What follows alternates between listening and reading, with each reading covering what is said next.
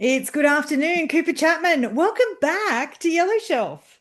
Thank you so much for having me. It's so cool to be a podcaster and an author and get to come on your I show know, twice. I know, right? This time you're back as an author. Congratulations. We were just kind of chatting before we hit record about the newest book. Here we go, the 1% Good Club. Congratulations. Oh my God, you are so busy, but I want you to tell us all about this book. Yeah, thank you so much for giving me the space to share with your audience a little bit more about my life and specifically my book, The 1% Good Club. So, to give you the idea of what the book is about, I've got to kind of rewind a little bit and explain what the initial 1% Good Club was. I have a mental health organization. My podcast, Good Humans, is all about interviewing people about positive things we can do for our mental health. And I have a business, the Good Human Factory, where I deliver workshops for corporate groups and high schools in taking care of their well-being. So along that journey, I was like, oh, surely we can all give 1% of our day to our mental health. And I was doing a meditation one day, and that just thought came to my head. And I was like, the amount of people who are impacted by mental illness, and all of us, have been affected by mental health, whether we just have a down day, whether we have a family member who really struggles, whether we have a friend or just somebody we know, mental health affects all of us. And I just sort of came up with this theory that we should give 1% of our day to our mental health. So then I worked out, like, well, what's 1% of 24 hours? And turns out it's 14 minutes and 24 seconds. So I was like, why don't we give 14 minutes a day to our mental health as a baseline? Less than 1% of your day. Hopefully everyone listening can agree. That should be the bare minimum that we can all work out and find that little bit of time in a day. We've got 99% of our day to do other things, 1% to do something positive for your mental health. And I had this idea. I was like, well, what can we do for 14 minutes a day that's good for our mental health? And I was like, well, mindfulness or a meditation practice is so good, to build a better relationship with these thoughts that we all have. And then also gratitude as a practice, writing down or reflecting on the good parts about our day is so positive as well for our brain chemistry to get that release of oxytocin and serotonin. So I was like, every morning I'll do a 10-minute meditation, every night 4 minutes of gratitude. But then I was like, to stay with a healthy habit, we need a community around us. So I started an Instagram group chat called the 1% Good Club, which is 1% of your day doing something good for your mental health. And from that, I started with like 10 people the first day and I just sent the meditation link. They write the three gratitudes in the chat. It's now expanded. I've done it for over 1,600 days in a row. It's expanded over 3,000 members and there's been over 1 million gratitudes sent in. So that was a community that I've been fostering for the last 4 years, and I'd seen the profound impact it's had on so many people by just trying to do that 1% of their day for their mental health. Fast forward to the book. I was approached by Wiley Publishing, which is an incredible publisher, and I feel so lucky to see where they've got my book and the showing that it has right now in all of the airports and bookstores. It's been phenomenal. So I was approached by them, and they said, "Do you have an idea for a book? We're very business book, but we're looking to move into self-development a little bit." And we've been following your journey, the podcasts, the workshops you do. Do you have an idea for a book? And I was like, well, I was a professional surfer, and all my workshops and keynotes are really through my professional surf career. I've also built this movement and impacted all these people and have really cool stories through that journey, the podcast. And then through that, I do this thing at home called my Full Potential Board, where I have 10 healthy habits written on a whiteboard. And every day I try and either tick or cross them off, whether I did them or not, just to stay accountable to tick off the things that most of us know are good for us but aren't really doing. So I was like, why don't I do like a three-part book that's sort of storytelling and personal journey of a professional athlete, top 100 in the world, into building a, social entrepreneur business really, and then having these healthy habits so people actually get the self-development 10 habits and a practical framework to add it into their life at that 14 minutes. Yep. But then they also get a bit of a story to validate who I am in my story and the journey that I've been on, the lessons I've learned. So very long-winded thing, but when Wiley approached me, I sent them kind of the idea, and I initially wanted to call it the Good Human Guidebook.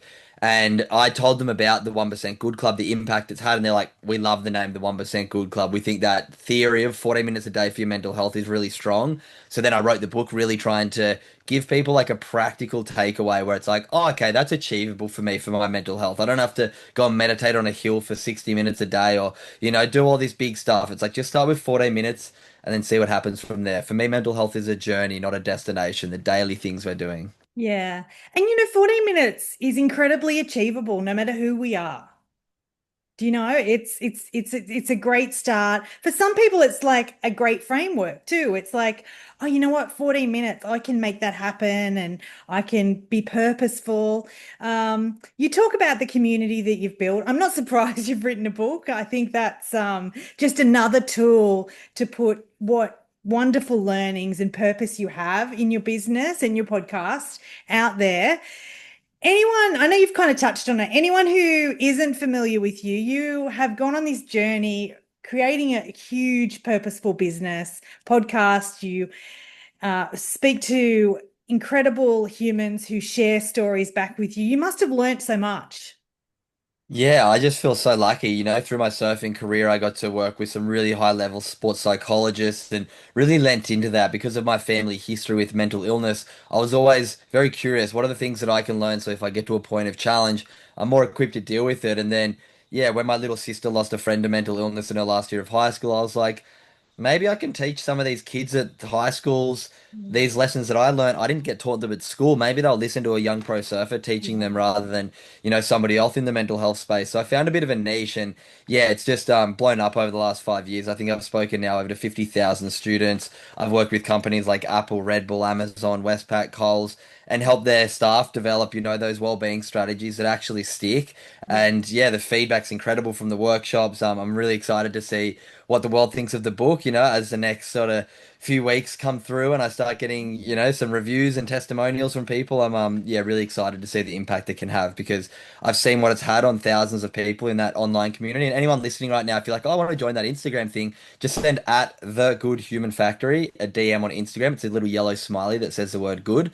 A DM saying I want to join the club and you get added in. That community is free. It always will be. And it's just like such a beautiful place to just see positive thing on social media each day. Your community you sort of get part of is really, really beautiful. Yeah. And I think in the lead up to end of year, Christmas, this is a good gift. This book's a great gift. I think it's an incredible gift. I've really Mm. been thinking, I mean, it's great for everybody because Yeah. everybody has mental health. I think it's not like a story about an athlete. There's a lot of sort of personal family issues, not issues, but challenges I went through from grandparents passing away to weddings and different sort of interpretations of, my career, travel. So I think there's something in there for everyone, but I think the few specific groups that will really help. One is just somebody who's willing to go like, you know what? I want to take care of my mental health. Not first and foremost for me, but when I start taking care of my mental health, maybe I don't have a mental illness, but if I take care of my mental health, my family member that, struggles a bit might learn something from me as well. So first and foremost, I think it's great for everybody. But I think a really specific group that it's an incredible gift for is if you're a parent of an athlete of some sort, whether they're a top level competing athlete or whether they're just playing like local under 16s netball. I think it's such a great book because it's really a lot of lessons that are about self-worth and identity, and it ties a lot into career and achievements. And I use my story as an athlete, but I think anybody in any business can, relate to it in ways too. But I think as a gift, if you've got a child who's an athlete, I think it's a really nice story for them to, gather some skills and perspective on how to best manage their mental health while doing, a career. Yeah, and look, as a parent myself, I think it did make me reflect on, yeah, the habits of my children and their commitment and just taking some time out, knowing that that's okay. And it's not just okay, it's really important.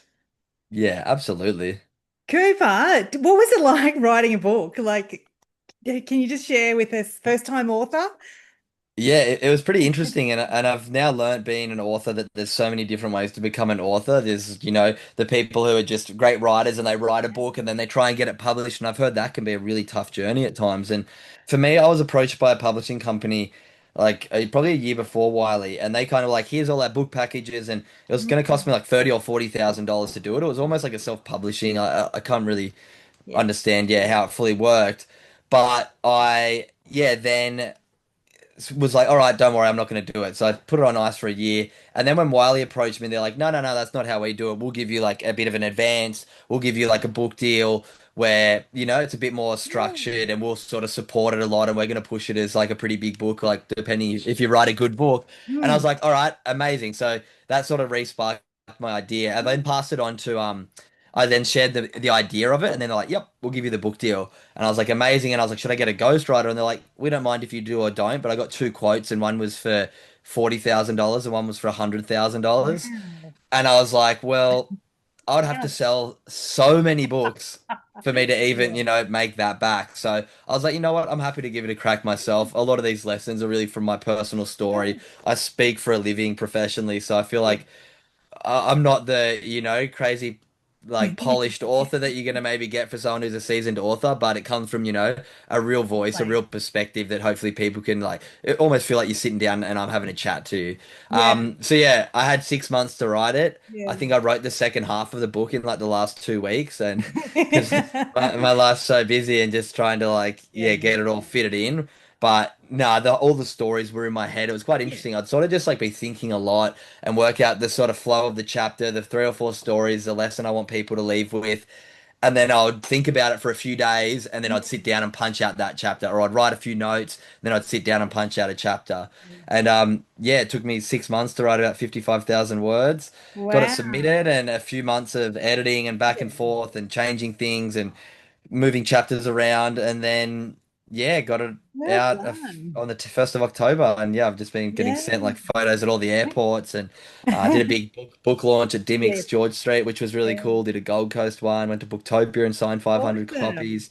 And then yeah, been getting some nice reports at the first Yeah. few weeks. First week did quite well, so yeah, looking forward to seeing what Look, other people think of it. thank you for sharing that journey story as an author because I know people are fascinated. People actually often ask me, oh, I wonder what it was like, a first time author. So that was a great journey share.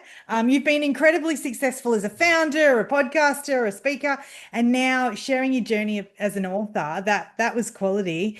Congratulations. Enjoy this time because it's pretty exciting.